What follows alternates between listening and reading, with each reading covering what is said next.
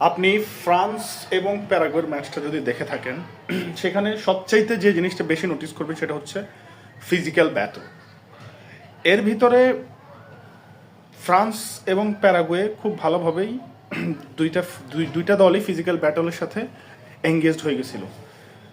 এখন আসি France versus Morocco, কোথায়? কোয়ার্টার ফাইনালে। আপনাদেরকে আমি এটা বলতে চাই, যারা ফুটবল বোঝেন বা বোঝার চেষ্টা করেন, সেটা হচ্ছে ফ্রান্স যদি এই মরক্কোকে বিট করতে পারে তাহলে ফ্রান্স ফাইনালে যাচ্ছে এবং 2026 বিশ্বকাপটা তারাই ডিজার্ভ করে। কেন বলতেছি? আমি সব কিছুর কথা বাদ দিলাম। ফ্রান্সের কাল অবস্থা দেখছেন? ফ্রান্স কী করছে? ফ্রান্সের অবস্থাটা হচ্ছে ফ্রান্স খুব সাফার করছে, তারা কোনো সাপ্লাই করতে পারছিল না। কেন সাপ্লাই করতে পারছিল না?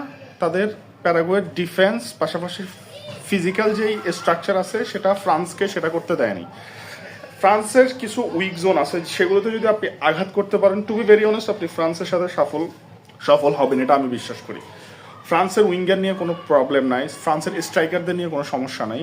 ফ্রান্সের মূল সমস্যা হচ্ছে তারা ট্যাকটিক্যাল ওয়েতে ফিজিক্যালি তারা উইক। নরওয়ের সাথে আপনি প্যারাগুয়ের সাথে যে ম্যাচটা খেলেছেন, সেম এর আলট্রা প্রো ভার্সন হচ্ছে মরক্কো।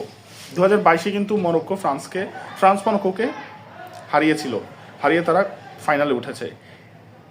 মানে সবচাইতে ভালো নিউজ বা সবচাইতে গুড নিউজ হচ্ছে এবারের মরক্কো 2022-এর মরক্কোর চাইতে আরও ভয়ঙ্কর। কেননা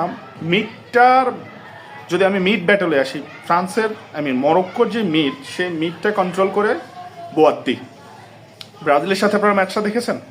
ফিজিক্যালি আপনারা কখনোই মরক্কোকে বিট করতে পারবেন না। যদি বিট করতে হয় সেটা অনেক টেকনিক্যাল ওয়েতে বিট করতে হবে, পাশাপাশি বলে কয়ে বিট করা মরক্কোকে খুবই ইম্পসিবল।